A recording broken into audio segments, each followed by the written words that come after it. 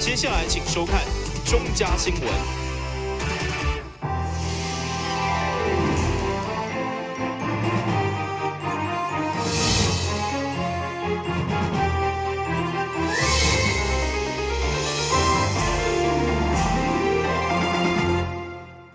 大家好，我是王祖和，欢迎收看8月30号礼拜三的中嘉台南地方新闻。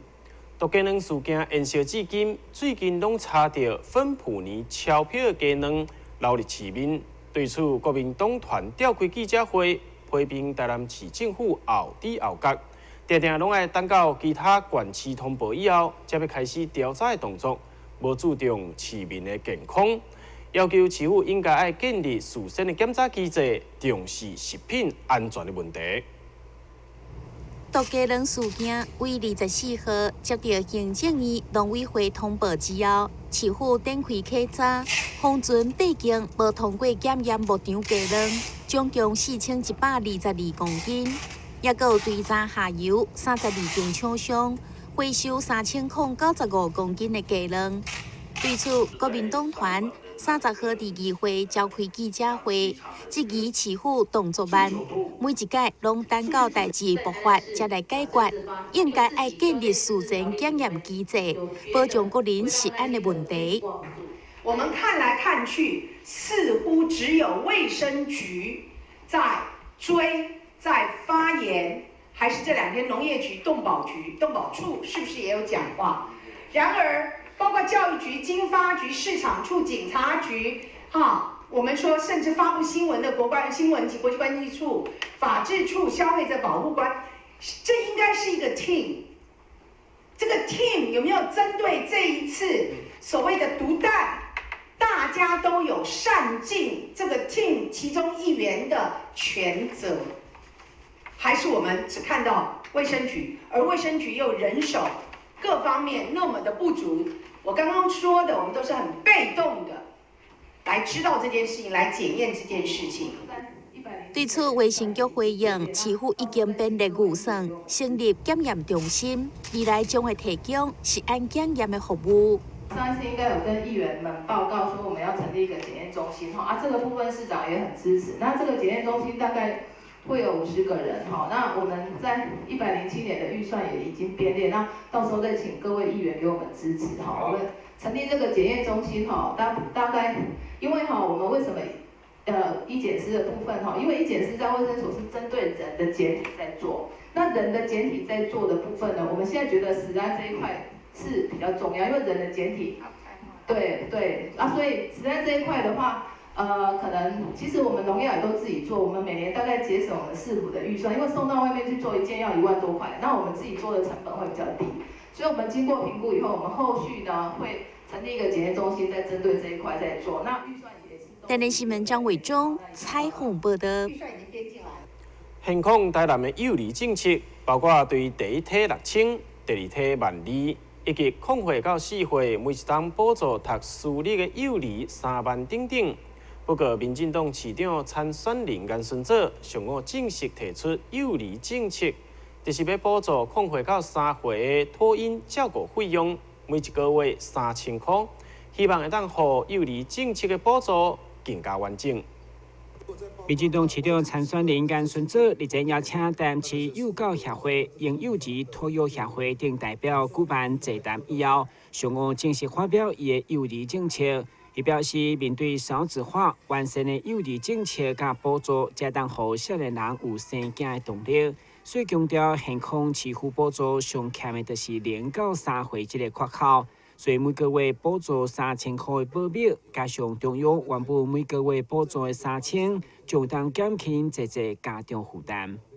那台南市政府，我们现在生育补助是第1胎是6000，第2胎12000了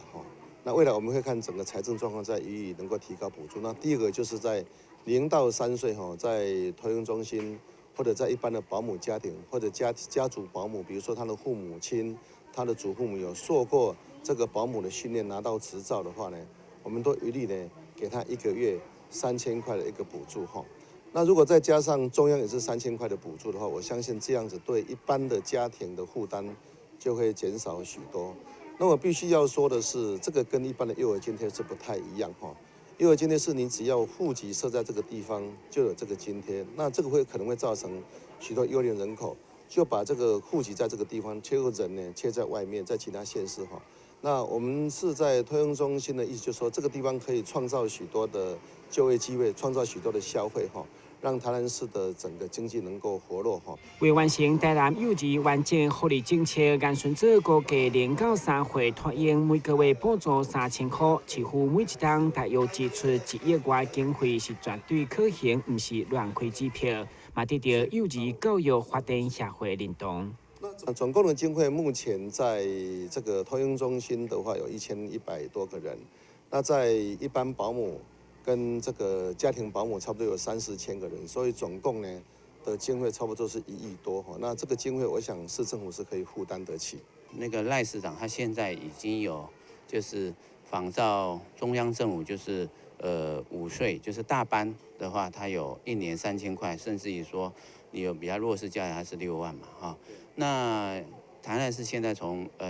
小幼班、小班、中班也做了这样一个措施。那现在目前就是0到那个2岁的部分，中央是有补助，每个月3000块。那刚刚我们有听那个严副市长他讲了，那基本上他又在多增加这个3000块钱嘛。那事实上会对于我们这些，尤其是年轻人或是双薪家庭来，是会有一些比较实质的一些帮助。过去延顺者担任副市长任内担任幼儿教育第12个督导业务，这摆伫听出外界心声以后，决定率先其他参选人联合提出幼儿政策。电新闻管及郭博义采访报道。诉求超越压力，以进步幸福为价值的本土政党时代力量。即马以台南升格以后，面对城乡挑战为使命感等等的理由，将要伫台南正式设立党部运作。同时，新的党部9月3号上午嘛要举办大会，对外开放。30多平左右的办公空间，色彩选择以时代力量黄甲乌为主，相当显目。每当看到装修工人伫遮出出入入已经10几天，都希望如期伫9月3号应付台南党部的开幕启用。根据了解，该党选定汉路老地的商圈来进驻，除了展现因要伫台南扎紧的决心。当然，嘛是希望吸收少年人有同款理念的支持者，伫市区会当就近来捧场。开始党部扛棒的设立，嘛充分用于这种有餐厅、酒吧等建筑物。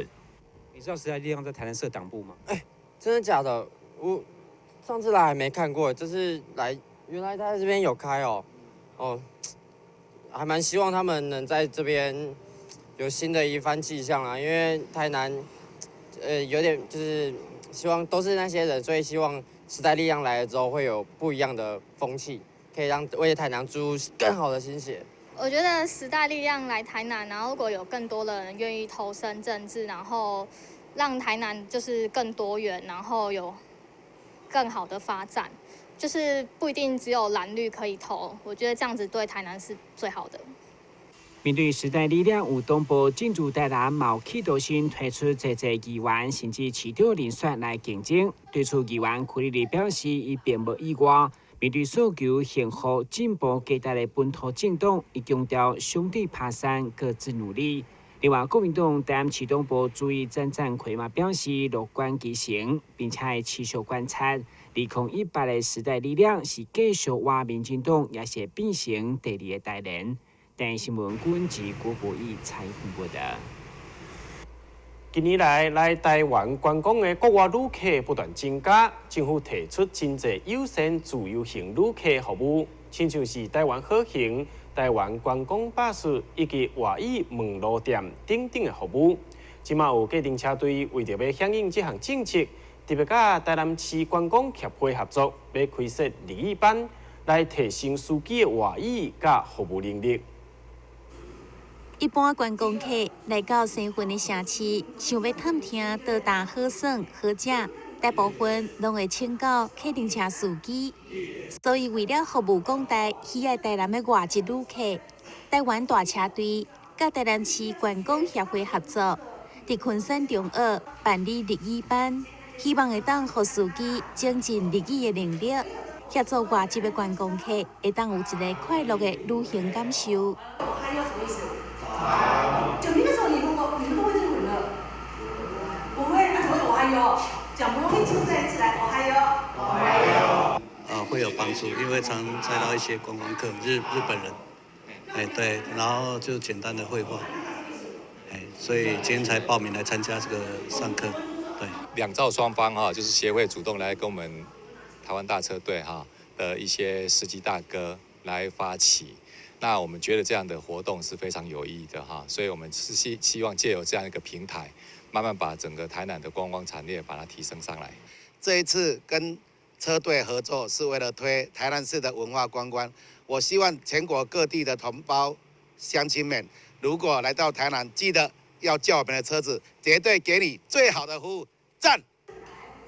除了提升司机的外语能力，台湾大车队也鼓励司机考取导游执照，规划开发私人景点，提供更加优质的旅游特征服务，希望会当改变一般人对着客运车司机借向开车的刻板印象。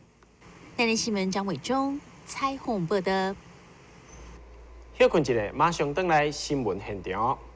消灭登革热，仔细清扫，立即做。饮水机水盘若有积水，要倒干净。花瓶旧水倒在土壤中，可以避免再次积水养蚊。花瓶底部、盆栽底盘要常常刷洗，避免蚊卵附着。不使用的水桶记得倒质量干净，别忘了食蚊鱼也是消灭孑孓的小帮手哦。防治登革热，清干净、倒干净、刷干净、晾干净，大家一起来。打开一本书，每页在发亮，文字变鱼儿，游在大海洋，充满了。欢迎你和我一起来收看《非读不可》，台南爱读册。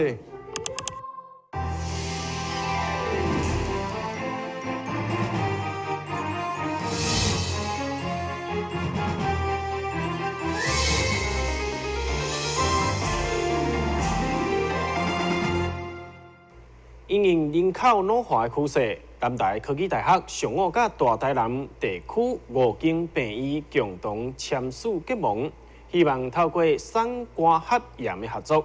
共同培育需要的医护能力，甲研发创新的医疗设备，做伙来建立高龄友善的城市。因为感受到高龄化社会的来临，因此南台科技大学第3当前就成立高龄服务学庭。现在佮联合大台南地区的病院，包括新台、基美、安南、高雄荣总、台南分院以及嘉南疗养院，只会签署革命的备忘录，有计朝向学术研究、教育训练以及产学合作、甲人才培育4大方向，共同培育所需要的医疗照护能力。提升台湾的医疗照护品质。那在人才培训方面、教育方面我们有一栋教育部补助的这个长照大楼呢，现在正在新建当中。那明年4月就会建好。那因为呢，配合这个长照大楼的这个新建，还有呢人才的这个培训，今天我们非常高兴的呢，包括奇美医院，包括成大医院，包括这个。中国医药大学安南医院，还有呢高雄荣总的这个台南分院等等的这个院长呢都来参加在台南这边配合市政府关怀高龄关怀整个这个社会布局。来做一份这个努力贡献一份心力，所以今天的这个签约呢是非常重要的历史时刻。人口老化甲高龄化社会是世界共同面临的问题。南台科大近年来也积极研发智慧照护的相关器材，并且甲大台南地区的病院合作。开发多项创新医疗器材甲健康照护设备，希望透过产官学研的合作，发挥资源整合的效益，只会打造高龄友善的城市。但新闻站山王子豪采访报道。台湾生活美学馆甲台湾绘画协会合作的身心障碍美学主题展，邀请到身心障碍朋友用各种媒材进行创作，透过因的画作，不但让民众进入因的艺术世界，嘛当借此感受因创作的无方便，也进一步呼吁大家用尊重友善的态度来对待每一位身障朋友。表面上100个图，全部拢是身心障碍朋友利用20-30点钟以上创作的成果。透过作品，不但看到因心内想要讲的话，也照着因无同款的视角来画出生活当中所看到、所感受的一切，更加互一寡艺术创作有了一个典型的舞台。我们这一次的展览主要是希望能够邀请身心障碍的朋友来一起参与创作，展出他们作品。那最主要的原因是我们考虑到，其实艺术跟文化的创作不是只有一般的民众可以参与，而是每一个族群，它不分年龄、不分男女、不分他也许是个身心障碍的人士都可以来参与。那而且在身心障碍的朋友们里面，可以看到非常不同于一般人的生命力，这是我们这个展览最大的期待。由台湾绘画协会协助策划的身心障碍美学主题展，邀请到包括脑性麻痹、心理障碍、肢体障碍，也即是罕见疾病的艺术创作者，展出因的作品，并且当场创作，照着画图的过程，让因感觉备受肯定，而心情也得到疏解。孩子他的画作的呈现是不一样的，但是至少他们是很认真，一张画作可能要花了20-30个小时来完成一张画作，但是过程当中他们是受到肯定的，因为我们都一直跟他说你很棒，你很认真，你很棒啊，所以小孩子在这个画作过程当中，他可能某些东西他做得不好，可是他当发现到他完成了一张画作，而且一张画作被我们裱起来，因为平常在家里随便涂鸦的话，妈妈可能不会帮他裱起来。可是我们在协会里面随便的一张涂鸦，我们也把它裱起来之后呢，那孩子或者是家长看到发现到，哎，原来裱起来我的孩子也是有模有样的啊，所以这个部分就是，让孩子就是让身心障碍者有一个出口，情绪的出口。展览的作品包括有水彩、彩墨以及立体顶多元的画作。邀请民众伫9月2号到10月8号期间，到台南生活美学馆的第3展示，观赏身心障碍朋友的创作，做伙行入因心内的世界。单新闻架山王子豪采访报道。每一档百货以韩国为主题的商品展，将是吸引了满满的人潮。所以今年百货公司为着要满足消费者的购物需求，除了扩大商品的种类甲规模，也特别推出只有网络才买有的洗脸机，希望会当吸引买去。对韩国戏剧伫台湾引起热潮以后，相对民众对韩国商品的接受度愈来愈高，嘛，互百货每一档规划以韩国为主题商品展览愈来愈受欢迎。根据了解，敢若30外平的单位空间，半个月展览落来，至少拢有300外万的营业额。业者表示，今年顺应中秋要盘手的时机，除了商品种类加100外项，规模扩大。其中韩国人气的商品包括连衫、泡菜等等，一碗抢滚。台南大圆柏从即日起一直到9月12号，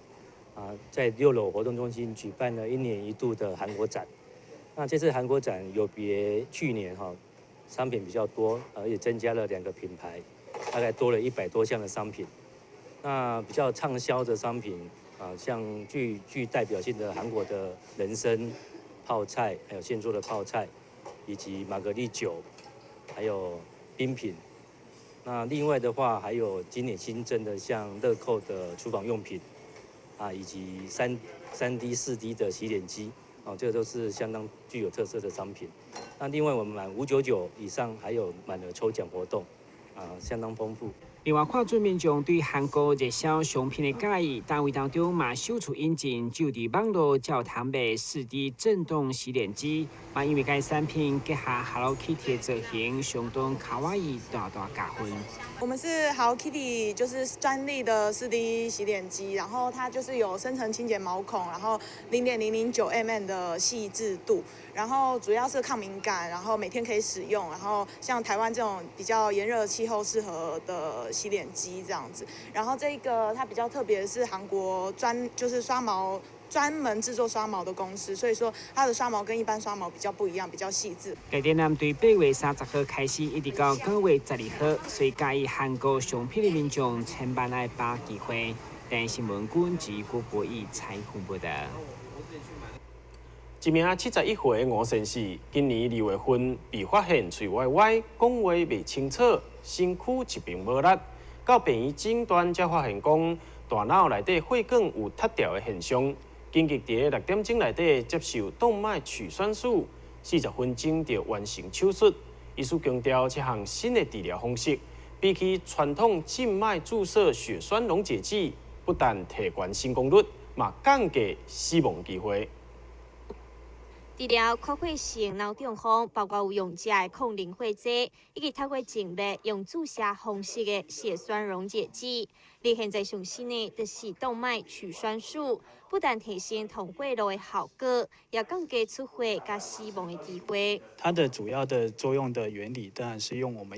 细微导管进入脑部的血管中，将阻塞血管的血栓将它取出。然后恢复呢整个脑部的一个血液的灌流，帮助病人获得一个中风之后他的神经学症状的一个改善，然后更可以降低出血的机会，甚至死亡的机会。这一些的部分的话，当然可以帮助我们国人在中风之后的一些失能，或者是家属照顾方面得到一个相对上很大帮助的一个改善。这项动脉取栓术主要治疗大血管塌掉的病患，医师强调，把握脑中风的黄金治疗时间非常的重要。我们动脉取栓术目前的国外的研究指出，它在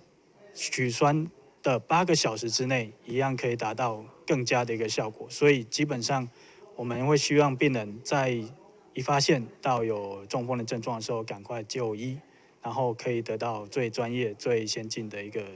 协助。动脉取栓术所使用的器材，自去年2月份开始，就被纳入健保给付。而到目前为止，新台病院已经完成25个案例，明显改善病人中风死亡的镜头，也减轻后续长期照护的负担，提升整体的医疗品质。但新闻家乡王子豪采访报道。新闻最后赶快来关心气象。